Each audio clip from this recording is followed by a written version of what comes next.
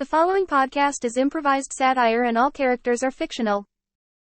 My first guest is the CEO of LightFlash, one of the most popular TV streaming services in the world. The company famously does not share its viewership numbers, but it does hold some of the most popular water cooler shows right now, including Dead Santa, Butterscotch Dessert Competition, and 10-Day Med School. We're lucky to have him since he's currently battling a pesky WGA writer's strike. On weekends, he hang glides with his father. Please welcome Gary Mandale. Hello, Gary. Hey, Dean. How you doing? Oh, shit. That's way loud. I should have known. Okay. Hi, Gary. Hey, Dean. How you doing? I'm great. So, wow. LightFlash, I mean, really one of the big top three, along with like Netflix and HBO and stuff. You guys have so much great content on your platform, yeah? Oh, thanks. You watch? Of course, yeah. I give my $9.99 or $16.99 or whatever. It keeps going up each month, I've noticed. Oh, yeah. Well, you got to do that. We're, driving down subscription numbers and then raising the rates. It's the only way to stay profitable right now. You're driving down subscription numbers? You're not doing that. I'm assuming people are leaping off your platform and you're having to... Oh, my board of directors or whatever is making these decisions. I'm creative. You're creative, yeah. So you're like the top executive as high as you can get, and then you sort of have your fingers in all the pies of all the different shows on the platform, yeah? As much as I can, yeah. Oh, Get those fingers in those pies, absolutely. So I imagine there are shows where you just, they couldn't function without your notes. I hope not. Yeah. Man, if they start doing stuff in secret, I get a little irritable. Do you? Yeah. Yeah. You need to be able to walk into a writer's room at any given moment and say, this is how it needs to be done, or tell me what's going on here. Oh, yeah. If I've had an interesting dream last night, I want them to work that into the script. Really? If I've had a bad day, I might share an anecdote with them. Maybe that'll make it in. Interesting. It's hard for them to do with the reality shows, but you can do it. You can have anyone on one of those shows experience the day that you just experienced. Oh, interesting. If you tell them about it, and then that's their day. That's the anecdote that you hear from them. So you fully just supplant your own day that you just had onto someone on a reality television show. You're like, live this day for me. Absolutely. Yeah. I mean, I'm assuming a reality show contestant is not going to live the same day as a CEO of a major streaming service, No, right? but I feel like a lot of my experiences are relatable. Are they? Oh, yeah. Yeah. Yeah, sometimes I look out of my 93rd story apartment in the center of Manhattan, and I think, God, people are small. Yeah. When you look down, people are so small. Yeah. I think anybody can relate to that. Sure. And so, like, let's say you had a day where you were thinking, oh, everybody's so small. And then you took the elevator to the ground floor and you went about your day. How would that translate to a television show? Well, take the show Butterscotch Dessert Competition. Sure, right? yeah. You remember Angie, sweet old grandmother? Of course. We were all really rooting for her. Yeah. Too bad she had to be eliminated in the very episode that I'm talking about, as a matter of fact. Really? I had her give that anecdote. She had to adjust it to the ranch-style home in Wyoming where she grew up.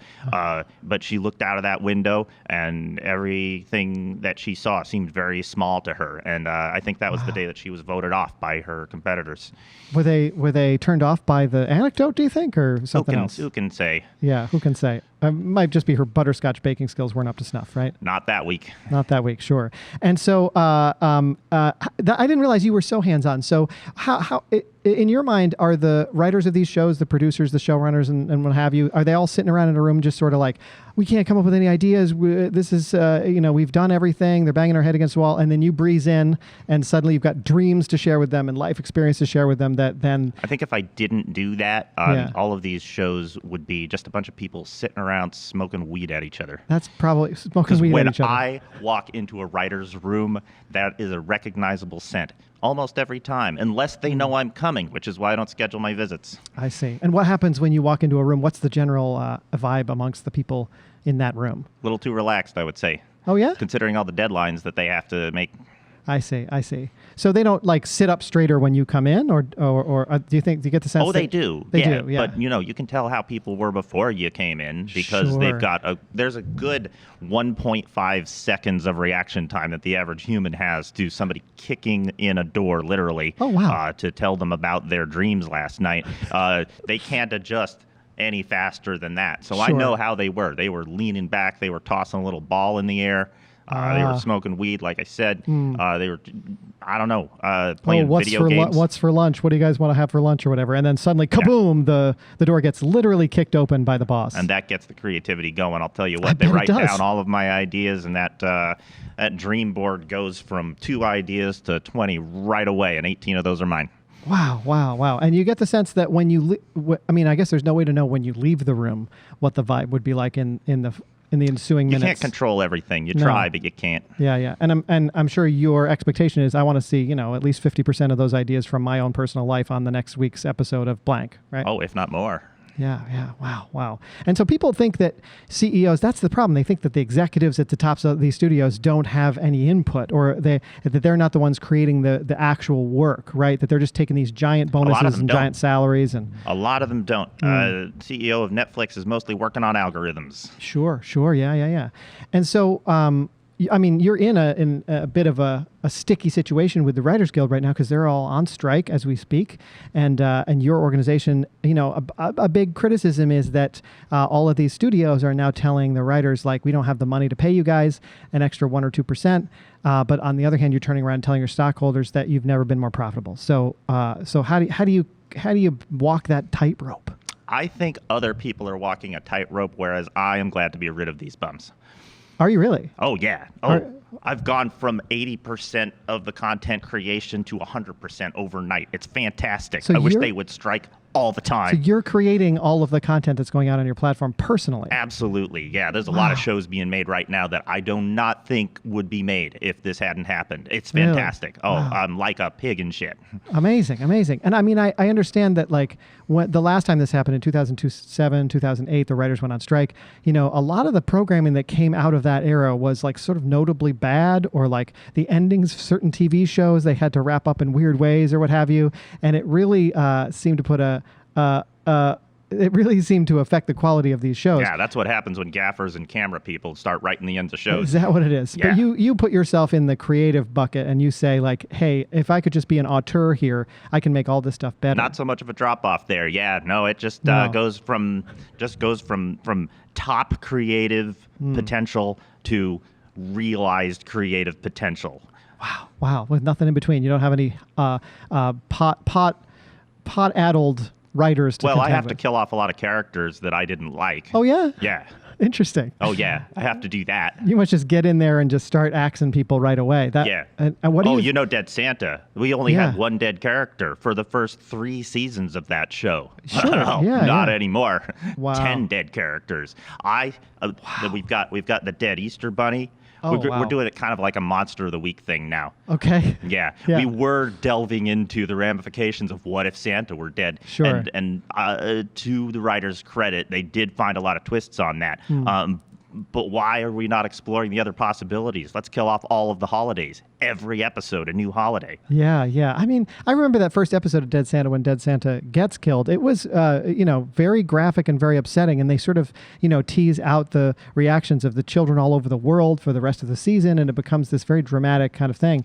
But it must be absolute carnage and trauma for the children if you're taking all these beloved children's holiday characters and just murdering them every episode. That's almost like a horror film. Yeah, we're getting a lot of good feedback from that. Are you? Really? Yeah. Really? Yeah, the reactions are very strong. I bet they are, yeah. Yeah, a lot of people seem angry, but that's a reaction, Sure. you know? Yeah, anger's a reaction, right? They're passionate about it. I bet they are, yeah. Like, we did not want to see the Easter Bunny's head torn off. Yeah. And that is the way that you dispose of the Easter Bunny? Oh, yeah, I thought that there was a nice parallel to the way that chocolate Easter Bunnies are often eaten head first. I see. Smart. Well, yeah. I mean, there was nobody to tell me not to do that, so we did it. Yeah. I mean...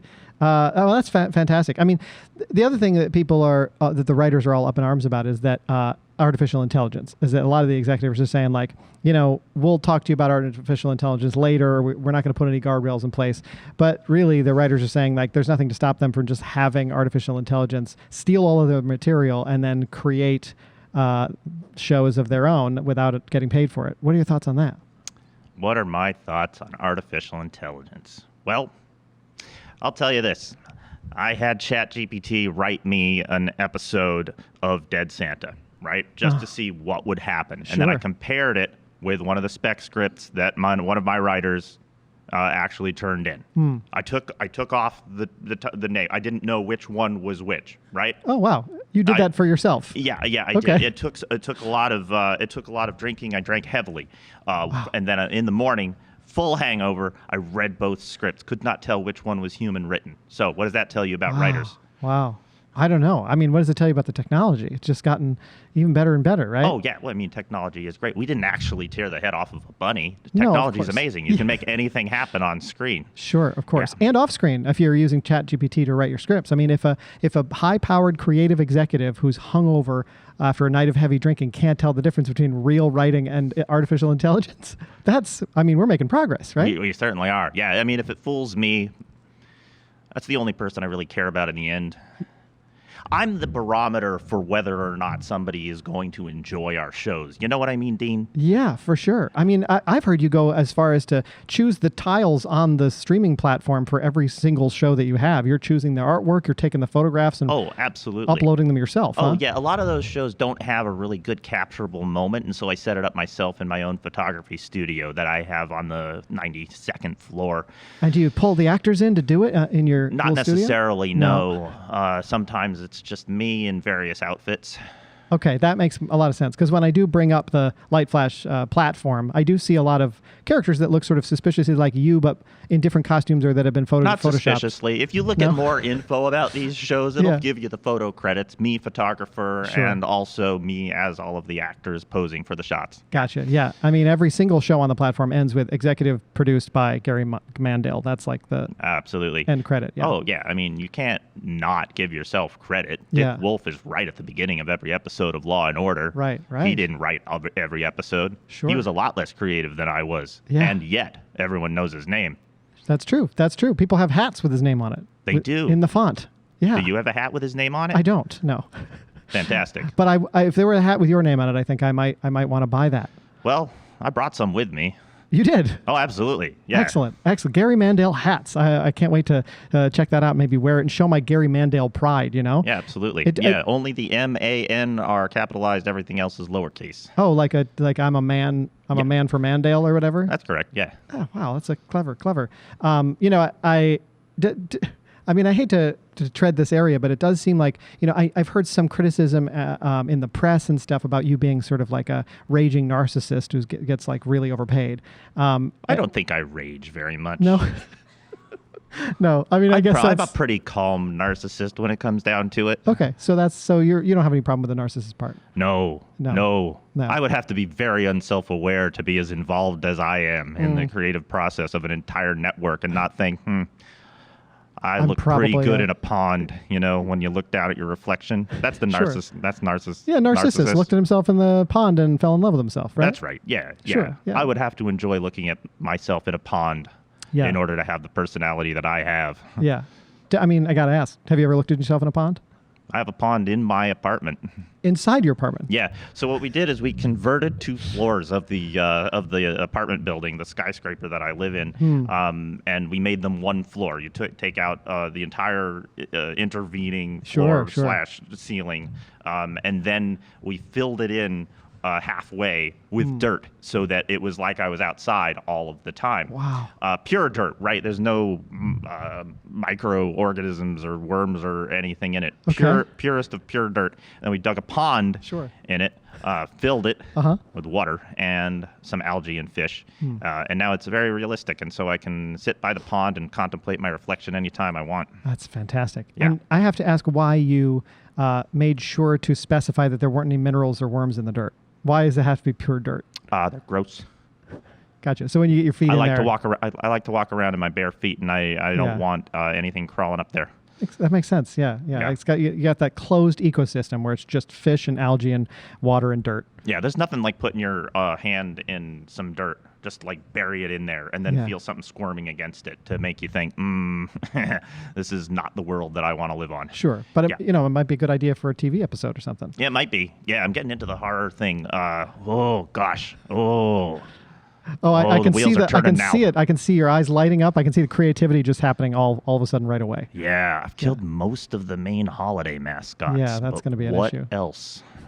Well, we'll let you contemplate that during the ad break, and I'll bring in my second guest. Does that sound all right? Oh, that sounds great, Dean. I'm having a great time, by the way. Great, excellent. And when we get back, I'll also ask you about your hobby. But folks, my second guest today is living that hashtag van life, but not in the way you think. We'll find out what that means. But first, let's pause and hear a quick word from our sponsor. Don't go anywhere. We'll be right back.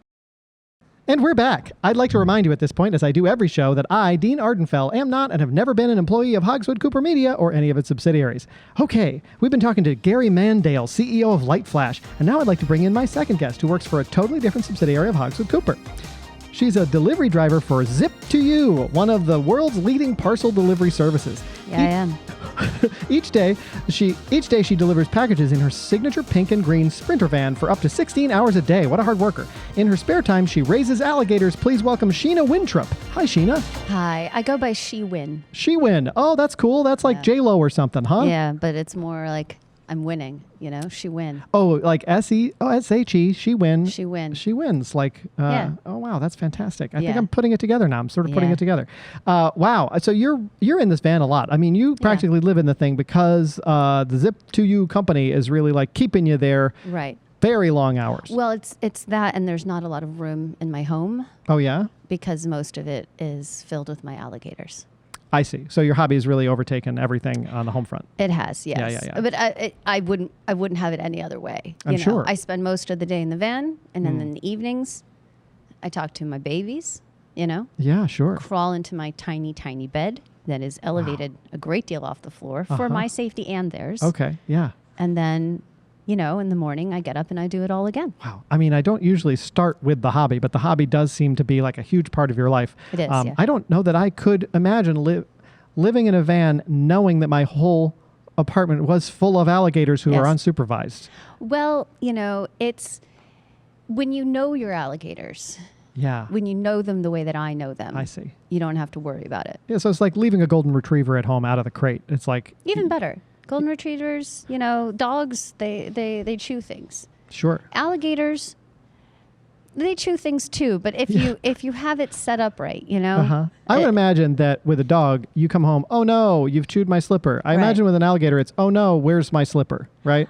Yeah, but you just don't have slippers. And also, if necessary, I can replace anything that goes missing. Sure. Yeah.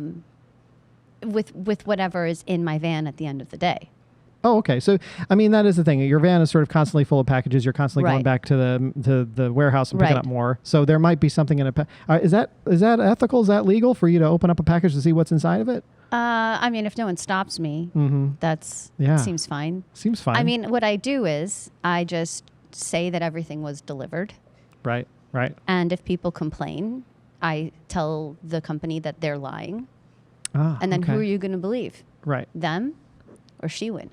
She Win. I mean, someone named She Win you're not going to think that person's lying to me. You're going to think that person knows everything. Yeah. Right. And then I'm like, come to my apartment. Yeah. Yeah. You want to talk to me about this? Okay. You have to talk to Jeff first. So there's probably a little bit of a fear factor in that. Yeah. Yeah. I see. Yeah. Jeff, is that what you said? Jeff is my biggest alligator. Wow. I have embarked almost didn't even on two breeding programs. You've what now? I have embarked Yes. on two breeding programs. I'm breeding my largest alligators with each other to try to create even larger alligators. And I'm also breeding my smallest alligators with one another to try to create even smaller alligators. Smart. So because I think that having sort of a medium-sized alligator does no one any good. If they're extremely large, great. You can see, I don't even need to explain to you, do I, Dean? Why you would want an enormous alligator. The small ones, though, they can go places. You know, you can bring them with you in your purse. Yeah. You can go to the grocery store.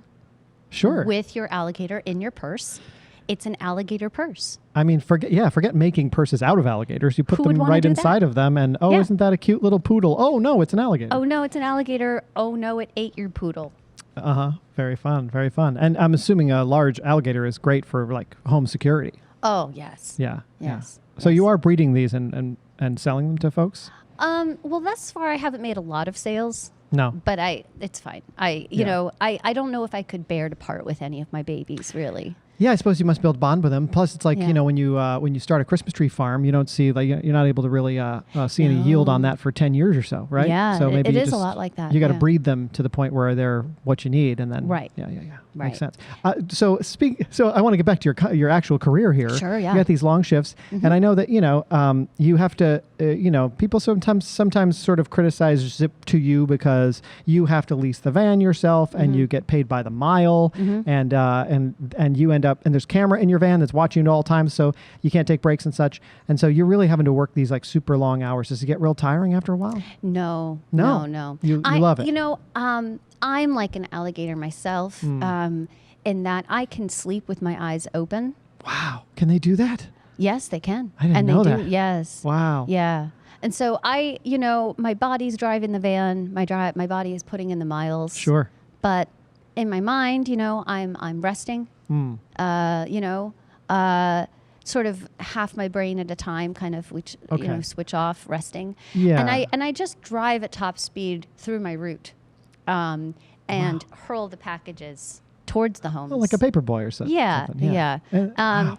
And, the main thing is that as long as my GPS shows that I was at that location at a given time, I can say, well, the package was delivered at 5:12 p.m. or whatever point my van passed by the coordinates of your home. I see. That is when the package was delivered. Sure. Or not. Sure. But it was. I see.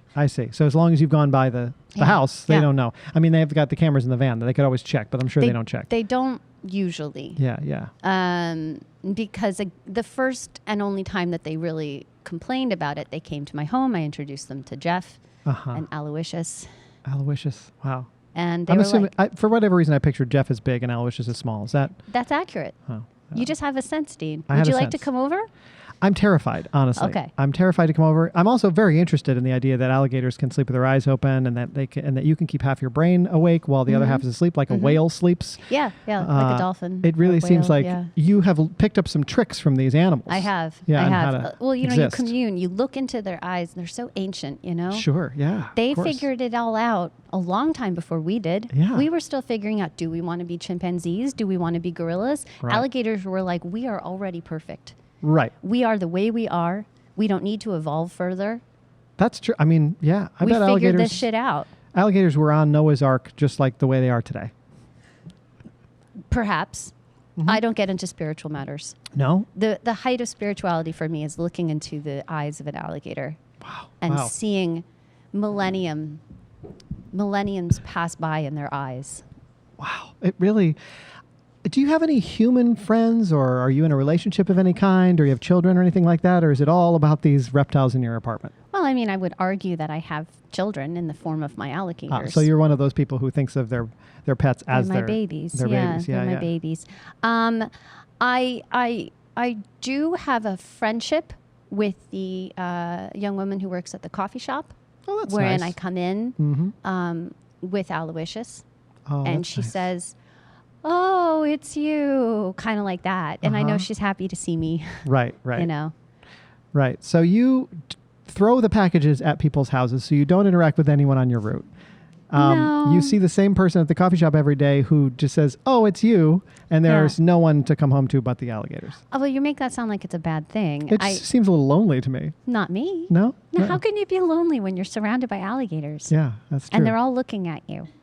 They are. So, and you mentioned that your bed is very elevated. I did elevate my bed, yes. So you're looking down and you're seeing all these beady eyes in the dark. I have to climb up a rope ladder to get to my bed. And then you pull it up after you? Yeah, I pull it up after me. I think I would do that if I had to sleep amongst alligators as well. Yeah. Yeah. Can they climb up? Can they climb? Stilts? It's one of their few things that they can't do. They can't is climb up stilts. Climb up stilts. No, they Yeah. can't. I mean, I'm thinking maybe some of the little ones. When I breed them small enough, I might be able to, hopefully work on that, because it is a design failing that they have. That they can't climb things. So you would like them to be able to climb up? Well, I think that it would make them more adaptable to their environment. You're just trying to help them out, really. I am. I'm Yeah. just trying to make a better alligator. Right. For other people like me. Yeah. Because I think there are other people who work 16 hours a day delivering packages who would like a small alligator to be their friend. Do you bring any along with you on your route? Oh Yeah. Yeah. Okay. So the van may also be full of alligators. Well, not full.